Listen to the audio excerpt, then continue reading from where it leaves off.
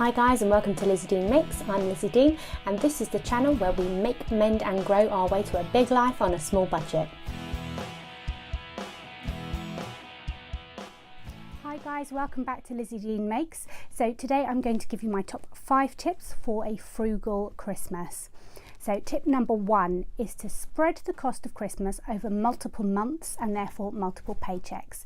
So this doesn't just involve gift giving, but involves stocking up on any supplies that you're going to need for the holiday period. So this could be things, if you're hosting Christmas at your own house and you're going to have guests come to you, this could be supplies for your guest room. This could be making sure that you've got ample supplies of toilet paper. This could be making sure that you've got plenty of snackable food for between meals, all your meal plans sorted for the various days of the period that your guests are staying, especially considering that certain days are bank holidays and the shops will be closed, or it will be very difficult to make shop runs. You want to make sure you've got everything that you need for the period ahead of time. So the best thing to do is to make a list of all the things that you're going to need and to divide it into perishables and non-perishables. So anything that is long-lived consumables that you can purchase in advance and that the best before date is going to carry you well into the new year, you can stock up ahead of time. So October, November, December, you can start getting the items together. Most of the shops don't start, certainly here in the UK, don't start stocking Christmas specific items until after Halloween, so it's not till the beginning of November. But there are plenty of items that you need for hosting Christmas that aren't actually specifically Christmas items. So it's well worth spreading the cost over multiple months and getting stuff together. There's the part of actually buying the things and deciding what items you're going to buy. But then there's also where are you going to store this stuff for the months before Christmas. So there's some items, if you're doing gift giving, things like that, which you might want to keep secret. So you need a hidden stash. Then you also may need space in your freezer for storing the frozen goods that you're going to need over the Christmas period, or space in your larder pantry for dried and tinned foodstuffs, space in a cupboard for stocking up on toilet paper, that sort of thing. So making sure that you've got locations for storing this stuff and lists of what stuff you're going to buy in which month to spread the cost of Christmas over multiple months. Tip number 2 is to buy board games, DVDs, etc. from charity shops. So if you're hosting Christmas and you're going to have lots of people in your house, or even if you're going to someone else's house, whether you've got small children or not, you're going to need to entertain grandma, granddad, aunts, uncles, brothers, sisters, whoever you've got with you. So making sure that you have got activities to keep everybody engaged and entertained. Obviously people have their own devices now, so they can quite happily sit and play some Candy Crush or Solitaire or whatever on their phone, and that may keep them adequately entertained. But making sure that you've got things that you can do together as a group unplugged is also a really key aspect, I think, to Christmas. So I don't recommend Monopoly because it always seems to end in tears. My in-laws have got a game, a very old board game called Rat Race, which is my absolute favourite board game. We play that every year. I love it so much they've left it to me in their will.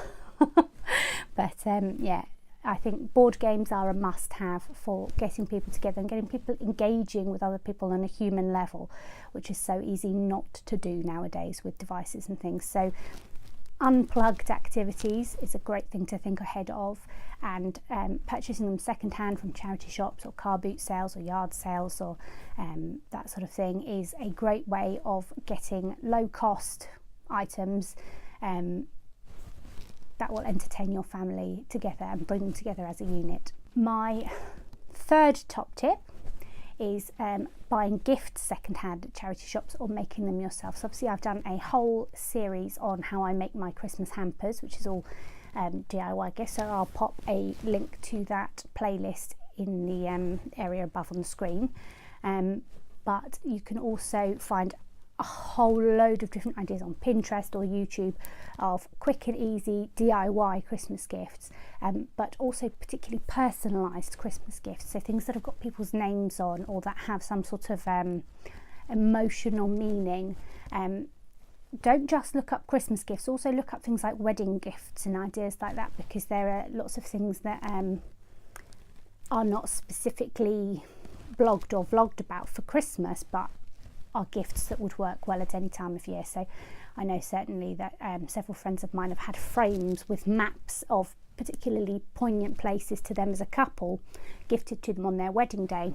But ideas like that could equally be reused for someone who is really into travelling and has come back from backpacking around the world. Perhaps you could, get a multi-framed picture frame and put little bits of different maps of all the places that they've been. Things like that are a great personal gift idea that doesn't need to cost a huge amount of money. So it's like with Secret Santa, where you might have a £5 or a £10 limit on how much you're to spend on your person. Setting yourself a hard limit on how much you'll spend per person on gifts is a great way of bringing the cost down. Another way of bringing the cost of gifts down is not to give gift vouchers. So with a gift voucher, because the recipient can see the monetary value of the gift, you often feel like you have to up the monetary value so that you don't look like a cheapskate. Avoid giving vouchers because it always ramps the cost up more than you might actually have spent if you'd bought a gift or made a gift for them. Certainly in my family, if I buy Amazon vouchers for all the family that I've got in other countries, the cost of that racks up from £80 to £100, and that's a lot of money, when if I was making them gifts it would cost considerably less than that. Bringing the cost of gifts down by buying second hand or making and doing personalised gifts is a great way of reducing the overall cost of your gift giving.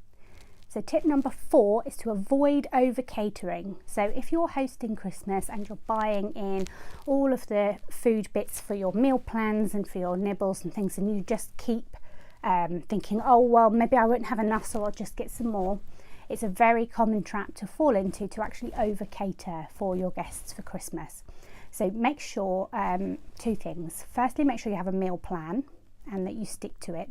Secondly, make sure that any snacky bits and things that you get surplus to your meal plan for people to nibble on while they're sitting around playing board games, anything like that, make sure that any snacky bits that you get are long-lived or storable, so dried, tinned or frozen. So great ideas for this is the sort of frozen party nibbly bits that you can get, especially at this time of year. They can go in the freezer. They're not going to then spoil if you don't get around to eating them on Christmas, but if they're not Christmas themed specifically, they're things that you would eat anyway, then it makes it that much easier to get your money's worth out of that and not end up spending money on food that ends up going to waste. So trying to avoid the pitfall of over catering for Christmas is another key frugal tip.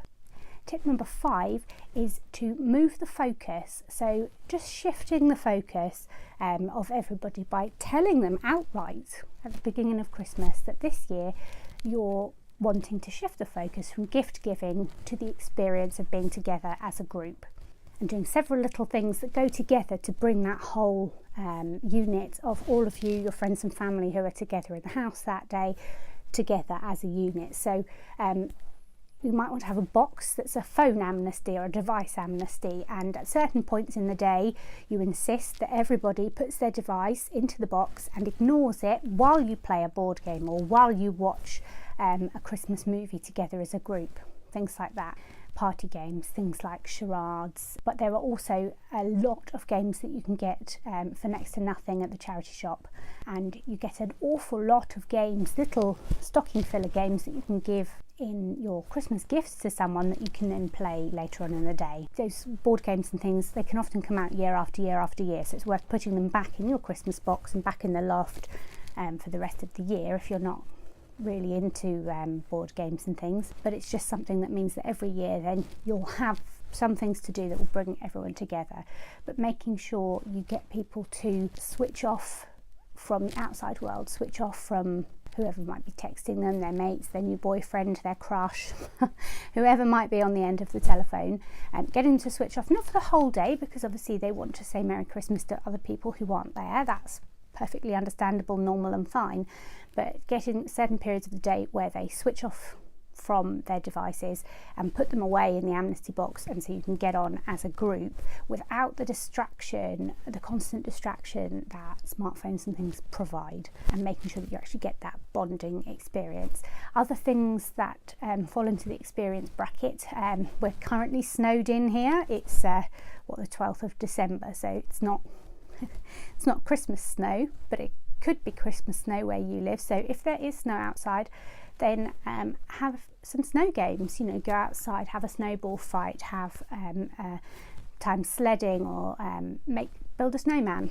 Various different things, snow angels. There's tons of different things that you can do with snow if you have snow in your area. Other things are either Christmas Day or Boxing Day, the same with New Year's Day, is to go out for a nice walk somewhere. So we've got a country park just up the road from us, but there are plenty of walks around. There are footpaths and dedicated ways or routes across the countryside that have been mapped out by ramblers and by Countryside Alliance and conservation groups and things. So if you go to your local town hall or to the Tourist Information Centre or go online, you can look up a whole host of different places that you can go for a nice walk.